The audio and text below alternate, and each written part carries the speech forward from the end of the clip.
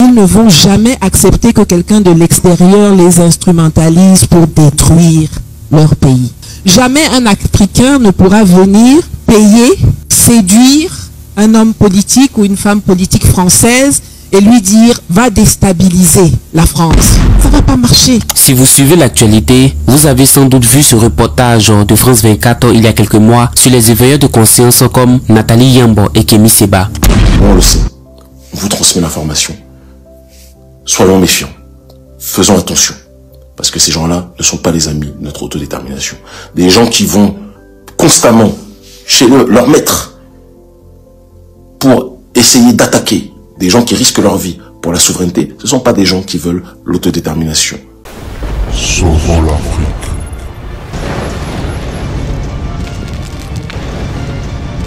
Et moi je comprends directement, en Afrique il y a un adage qui dit, si je veux faire du mal à un Africain, il faut passer d'abord par son frère africain. Et cette mentalité, c'est la mentalité dont les impérialistes sont en train d'utiliser afin de pouvoir séparer l'Afrique. Vous le savez mieux que moi, mesdames et messieurs, une Afrique unie, c'est une Afrique grande. Une Afrique unie, c'est une Afrique qui garde ses valeurs. Une Afrique unie, c'est une Afrique qui fait mal à ses oppresseurs, aux impérialistes et aux ennemis de l'Afrique. Et cette année, mesdames et messieurs, on doit vraiment diviser les images des traîtres. Il faut que tout le monde les connaisse. Il faut que tout le monde puisse avoir connaissance des vrais traîtres de l'Afrique. Des gens, des personnes qui se dirigent des fois, c'est les ennemis de l'Afrique et ils rentrent habiter, manger avec nous, parler avec nous, mais d'autre part, ils sont vraiment des vrais traîtres. Et j'ai eu très mal au travers de la vidéo dont je vais vous présenter d'un frère africain en train d'étaler, en train de trahir, d'accuser ses propres frères africains publiquement aux yeux de tout le monde. Ça m'a vraiment fait mal. Et au travers de cette vidéo, vous allez suivre aussi la réponse de Nathalie Yambo et la réponse de mon grand frère Kémy Séba. Il y a des très grandes vérités qui se cachent derrière cette vidéo, mesdames et messieurs. Qui sont réellement le vrai traître de l'Afrique et quels sont les gens que l'Afrique devrait vraiment se méfier d'eux? Vous allez reconnaître leur identité au travers de cette vidéo. Premièrement, je vous demande d'abord de vous installer. Sauvons l'Afrique, c'est ça notre slogan. Nous allons sauver l'Afrique au travers de ces genres de vidéos et de la manière dont nous sommes en train d'exposer aussi les traîtres de l'Afrique. Je vous laisse d'abord à suivre la vidéo et je vais vous retrouver à la fin. Ils ne vont jamais accepter que quelqu'un de l'extérieur les instrumentalise pour détruire leur pays. Jamais un Africain ne pourra venir payer, séduire un homme politique ou une femme politique française et lui dire va déstabiliser la France. Ça va pas marcher. Si vous suivez l'actualité, vous avez sans doute vu ce reportage de France 24 il y a quelques mois sur les éveilleurs de conscience comme Nathalie Yambo et Kémy Séba. Kémy Séba a le sens de la mise en scène. Après 15 minutes de discours, il change soudainement de cible. Ah, on m'a donné une information. Petite pause, on vient de m'apprendre que France 24 et RFI sont dans la salle. Il ne cache pas son hostilité aux médias français, accusés de partialité. La tentation de vous expulser est très grande. Parce que vous ne nous donnez jamais la parole. Vous ne nous invitez jamais sur vos plateaux. Vous invitez toujours des politiques sur vos plateaux qui vont raconter n'importe quoi sur la situation de la peuple. Bounty, subalterne, nègre de maison, ce sont justement les mots que revêt l'accusation. Dans ce documentaire produit par le média français, il y a un homme qui mérite une attention particulière. Il s'agit de El Hadj Souleymane Gassama, dit El Gasso. Alors il me semble que trouver une quelconque filiation entre Thomas Sankara et Kémy Séba, c'est faire beaucoup de tort et porter une forme d'atteinte à l'intégrité qu'a été Thomas Sankara. Il est devenu l'un des griots de la propagande française en Afrique francophone. Une propagande qui tend désormais à décrédibiliser toutes celles et ceux qui osent pointer Paris du doigt. Il est très étonnant de voir que sur le continent, chaque président africain contesté, qui amortit un peu le vertige de sa chute, s'en prend à l'Occident en expliquant que c'est l'Occident qui est le facteur de dépravation. En tout cas, c'est son hégémonie qui explique encore ses volontés d'ingérence. Parce qu'ils savent que c'est une recette qui marche. Sauvons l'Afrique. Ces dernières années, la France a beaucoup été bousculée dans ce qu'elle considérait jusqu'à présent comme étant son précaré africain. Le débat n'est plus que dans les beaux palais, il est désormais bien plus dans les rues. C'est cette rue-là qu'il faut désormais réussir à convaincre. Une perception qui est perçue par plusieurs, dont un certain Emmanuel Macron. Il ne le cache pas d'ailleurs. Mais sans doute plus qu'ailleurs, il faut parler, renforcer le lien avec la société civile, les oppositions et toutes les expressions des forces vives. Nous avons encore trop tendance à ne parler qu'avec les capitales et les gens au pouvoir. Emmanuel Macron le sait, il faut réagir vite, car le navire est en train de couler. Parce que nous en subissons les conséquences. Quand j'entends parler de sentiments anti-français dans beaucoup de pays d'Afrique, c'est le fruit d'une stratégie de contre-influence. Nous devons continuer d'être beaucoup plus efficaces. Il y a aujourd'hui des grandes puissances impériales qui sont plus efficaces que nous et qui structurent une fonction d'influence par tous les canaux, réseaux sociaux, les canaux sous-jacents administratifs et autres, qu'il nous faut analyser de près et contrer. Et donc nous avons un effort d'organisation, mais aussi de doctrine, d'instruments et d'investissement massif dans tous les domaines de l'influence à faire, et à faire vite. Pour y arriver, il faut décrédibiliser. Et le meilleur moyen de le faire, c'est avec d'autres Africains. Et El Hadj Souleymane Gassama est l'exemple parfait. Ce qui est nouveau, c'est qu'il y a une guerre informationnelle, en quelque sorte. Et dans ce contexte-là, oui, les autorités françaises ont tendance parfois à se raidir face à ceux qu'ils identifient, par exemple, comme des agents ou des mercenaires de cet ordre-là. Je pense que, personnellement, c'est leur donner un trop grand crédit, c'est leur donner une force de déstabilisation qu'ils n'ont pas. L'homme est un amoureux de la France. Pour lui, il est hors de question que la jeunesse africaine pointe Paris du doigt, mais plutôt elle doit pointer le doigt vers les dirigeants qu'elle a élus. On ne déconsidère pas la jeunesse africaine dans sa colère, mais qu'elle adresse la colère à des gens qu'elle a élus, qui doivent s'occuper justement de la vie des citoyens pour lesquels ils sont élus. C'est ça qui est important. C'est pourquoi c'est toujours très amusant de voir des jeunes qui ont élu des dirigeants, les considérer comme finalement des marionnettes d'un système absolu. Mes chers amis, parler ici, c'est absoudre Paris de toutes les atrocités qu'elle a pu commettre sur le continent. Je me demande où est-ce qu'il était lorsque la France bombardait la Côte d'Ivoire de Laurent Gbagbo. Il y a tellement d'exemples pour illustrer mes propos. D'ailleurs, récemment au Niger, lorsque la France voulait aller réinstaller Bazoum au péril d'une guerre. Mes chers amis, le poids de l'histoire nous parle. Et c'est à nous de le rappeler. Ali Bongo a livré Kadhafi. L'assassinat de Muammar Kadhafi n'était pas que je sache quelque chose de prévu. C'est une conséquence des résolutions pour lesquelles vous n'aviez mis aucune réserve. Ce n'est pas une conséquence des résolutions. C'est une conséquence de sa politique. Ce n'est pas une conséquence des résolutions. Maintenant, avant que nous prenions cette résolution, vous êtes en train de me dire que vous me reprochez d'avoir pris une résolution pour empêcher quelqu'un, un dirigeant qui était en train de tirer sur son peuple?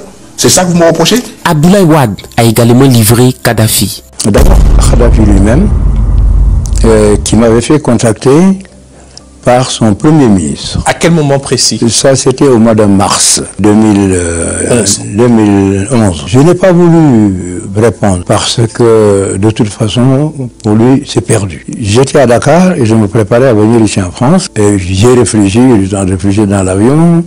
La nuit portant conseil, le lendemain, je l'ai appelé. Parce que le premier ministre m'avait dit, Kadhafi veut vous parler. Parce qu'auparavant, je parlais à son directeur de cabinet. Béchir Saleh. Et donc, j'ai appelé Kadhafi, nous avons conversé pendant plus d'1h30. D'abord, je l'ai écouté m'expliquer les tenants et les aboutissants, vu à sa façon.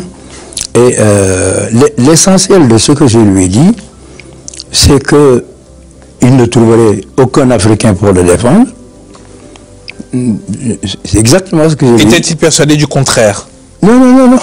Je lui ai dit qu'il ne trouverait aucun Africain pour le défendre efficacement, parce que les gens ne lui diraient pas la vérité.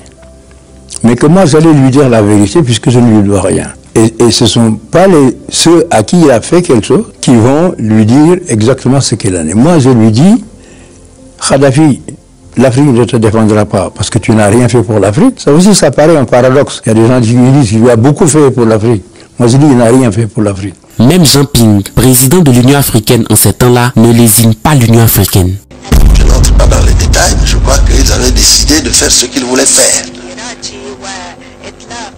Dans ce contexte-là, nous avons été marginalisés, ignorés, et je dirais même humiliés. Que pouvions-nous faire? Qu'est-ce que les États membres pouvaient faire devant une situation comme ça? D'un côté, la plus grande armada du monde, formée de 28 pays, les plus puissants du monde, contre 6 millions d'habitants en Libye. 1 milliard d'habitants dans les pays qui composent l'OTAN, grosso modo.